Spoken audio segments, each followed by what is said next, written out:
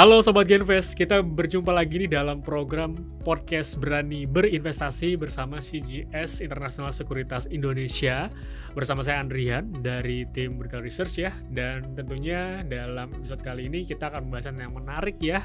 Dan oleh karena itu langsung saja saya bersama partner saya di sini sekaligus akan menjadi narasumber ya untuk podcast kita hari ini. Ada Mas Owen Sebastian nih.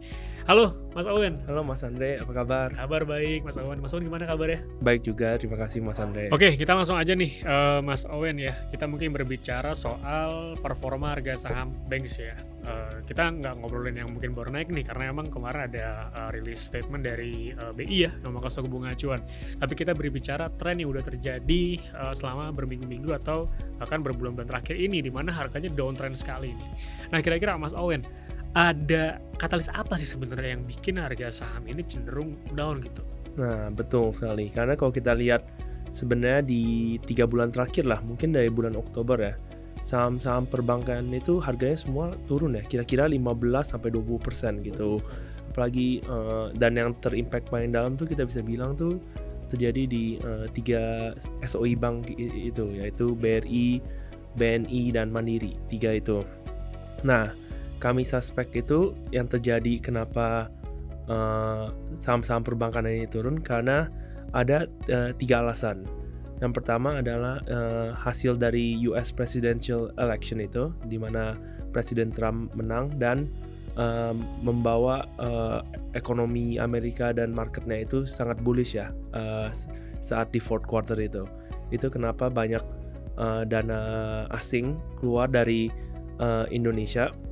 Dan karena saham-saham perbankan ini apalagi the big four banks sangat disaingi oleh foreign jika mereka tarik uangnya untuk ke invest di negara lain, yang terutama terimpact yang pasti ada saham-saham yang big caps dan liquid seperti perbankan. Lalu juga ada alasan rupiah juga melemah nih selama 3 bulan terakhir.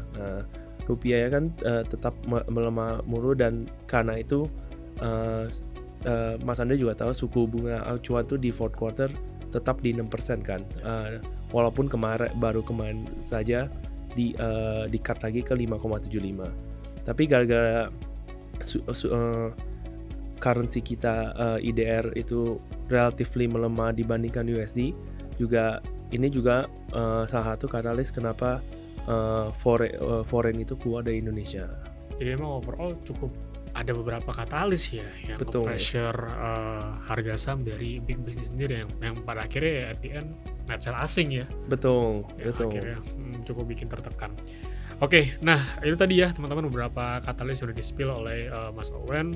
Nah mungkin nextnya kita akan coba quote dari kinerjanya nih. So far kinerja mungkin ya per November ya, Desember belum keluar ya. Betul. Ya, per November nih gimana so far untuk big banks khususnya ya? Apakah udah sesuai ekspektasi atau ternyata belum gitu? Mungkin bisa diceritakan. Nah, kalau untuk saya juga ceritain tentang Oktober ya, karena saya melihatnya tuh fourth quarter overall gitu. Yeah. Kalau untuk Oktober dan November itu result perbankan terutama the big four banks itu relatively inline ya, karena emang mengapa itu alasannya? Karena biasanya itu di fourth quarter itu lebih mudah ditebak untuk hasilnya, karena first quarter, second quarter, dan third quarter itu sudah set trennya untuk kira-kira untuk tahun 2024 itu bagaimana sih for the full year gitu, dan itu kita bisa predict untuk di fourth quarter ya. Karena itu kita melihat tidak ada surprise apa-apa sih untuk di bulan November kemarin untuk result perbankan ya. Dan kita expect juga untuk full year dan Desember itu harusnya juga inline result perbankan ini. Sekarang kita ngomongin soal mungkin katalis yang harapannya bisa mendongkrak nih saham-saham big banks ke depannya ya, yang sekarang udah downtrend banget, yang harapan bisa jadi bullish lah secara tren mungkin jangka panjang ke depannya. Kira-kira menurut Owen harus ada katalis apa nih yang bisa bikin saham big banks nih naik, tapi nggak cuma naik technical rebound doang, tapi naik yang udah trennya udah bullish gitu loh. Terus harus seperti apa nih katalisnya? Ada beberapa sih yang kita tim CGS lihat lah bisa sebagai re-rating katalis untuk perbankan dan bisa dibilang untuk satu market Indonesia ya. Yes. Karena emang big banks itu kan bisa dibilang mereflect big caps di Indonesia. Betul. Dan salah satu alasan re-rating catalystnya adalah penguatan rupiah sebenarnya. Kalau rupiah itu sebenarnya bisa show stabil dan menguat, itu tuh sangat bagus untuk market Indonesia, karena investor-investor dari luar itu bakal melihat, oh ini ekonominya harusnya juga bertumbuh dan rupiahnya itu sudah stabil, jadi tidak ada uncertainty lah untuk mereka bisa dibilang. Lalu juga ada katalis satu lagi, dan ini lumayan terhubung dengan BI rate ya, karena yaitu SRBI bunga atau yieldnya itu. Mengapa? Soalnya di industri perbankan ini sekarang likuiditasnya itu sedang lumayan ketat ya. Jadi kompetisi untuk mencari dana atau funding itu sangat kompetisinya sangat lumayan agresif lah, karena mereka juga ingin bertumbuh melalui disbursing more loan, tapi dananya itu susah untuk dicari. Nah, hal ini juga sebenarnya terjadi juga karena ada kompetisi dari instrumen BI yaitu SRBI, di mana yieldnya itu juga lumayan tinggi di sekitar 7,2%. Dan yield ini tuh harusnya theoretically itu berhubungan dengan suku bunga BI. Jadi jika suku bunga BI itu sebenarnya diturunkan, yield SRBI juga turun. Nah, ini bisa menjadi sebuah katalis untuk perbankan, karena kompetisi dari instrumen SRBI ini harusnya turun ya, dan orang bisa mulai memindahkan uangnya lagi balik ke perbankan daripada membeli instrumen SRBI ini. Oke, Mas Owen, sekarang kita akan sedikit ngomongin soal dividen ya.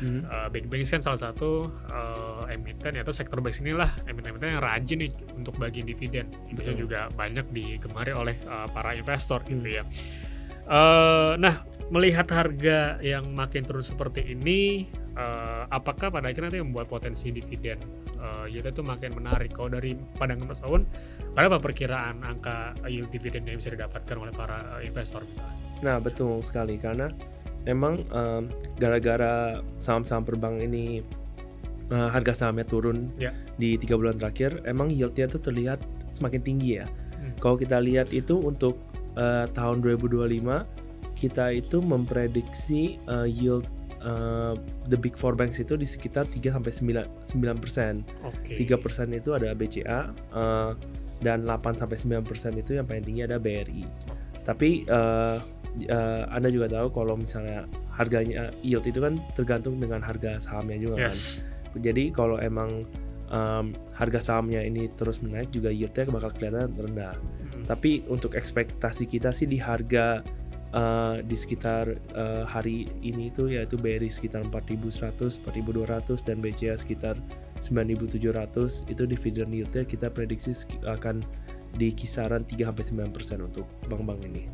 Oke, sebuah angka sebenarnya cukup lumayan ya untuk sekelas big banks ya, karena di satu sisi emang harganya makin turun ya belakangan ya. Oke. Ya, dan musim dividen tentunya nggak lama lagi ya Mas Owen ya. Nanti kita akan segera mendapat momentum dividen yang mungkin teman-teman sebagai invest dividen hunter nih bisa siap-siap ya untuk memburu dividen yang potensial dari beberapa emiten yang listing di bursa tentunya. Oke, nextnya kita akan tanya Mas Owen langsung nih. Menurut pandangan dari Mas Owen dan tim riset sektor bank khususnya ya, untuk beberapa emiten-emiten banks ini, khususnya big banks dulu deh ya, yang pasti kan jadi pertanyaan banyak orang. Ini masih worth it nggak untuk dikoleksi, untuk diinvestasikan nih dengan harga yang cenderung turun secara trennya ya belakangan ini? Gimana Mas Owen? Dari tim CGS ini kita masih sangat suka dengan fundamental saham-saham perbankan ya.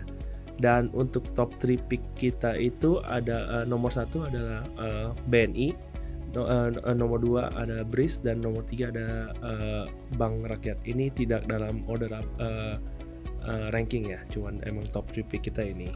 Kalau untuk BRIS kita suka karena kita sangat suka dengan potensi growth profitnya yang sangat tinggi, dan juga story dari gold bisnisnya ya. Dan yang kedua itu kita juga suka BNI karena di harga sekarang menurut kami itu tidak banyak orang tuh melihat pentingnya dari digital bank mereka yang baru, digital app mereka yang baru, yaitu Wonder by BNI.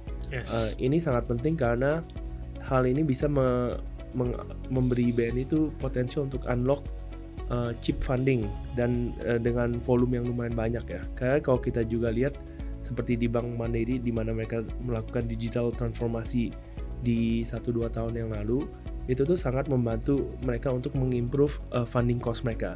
Dan jika hal ini bisa dilakukan oleh BNI secara berhasil, ini juga bakal bisa membantu profitabilitas mereka dan juga funding cost mereka. Dan untuk ketiga, kita juga masih suka BRI karena fundamentalnya masih bagus of course. Dan yang kedua adalah dampak dari policy government Indonesia ya, yang mungkin akan butuh beberapa bulan untuk terlihat dampak positifnya. Tapi karena populist policy ini membantu mass market dan micro segment ini harusnya sangat menguntungkan untuk customer profile-nya BRI dan Bank BRI secara overall ya. Oke, tadi udah di-spill tuh ya beberapa pilihan, ada BRIS, BNI, BRI ya. Secara fundamentally masih cukup oke sebetulnya, karena memang belakangan yang bikin harga bergejolak dan membuat harga turun adalah dari eksternal ya. Iya, betul. Tapi secara fundamental cukup strong ya teman-teman. Jadi masih cukup oke. Masih recommended buat teman-teman yang memang pilihannya long term investing gitu ya, di saham-saham perbankan. Oke, mungkin cukup sampai di sini ya perbincangan kita. Udah bahas banyak banget dan ada insight-insight menarik yang mungkin menjadi jawaban dari pertanyaan Sobat Genvest ya. Kenapa, ada apa nih saham banking, masih oke nggak nih buat investasikan ya? Jawabannya udah lengkap ya, tadi disampaikan oleh Mas Owen. So thank you banget Mas Owen atas waktunya, atas insight-nya, udah hadir di podcast Berani Berinvestasi episode kali ini. Thank you Sobat Genvest yang udah nonton. Nanti kita ketemu lagi di episode podcast berikutnya ya. Kalau nggak sekarang, ya kapan lagi? Sampai jumpa.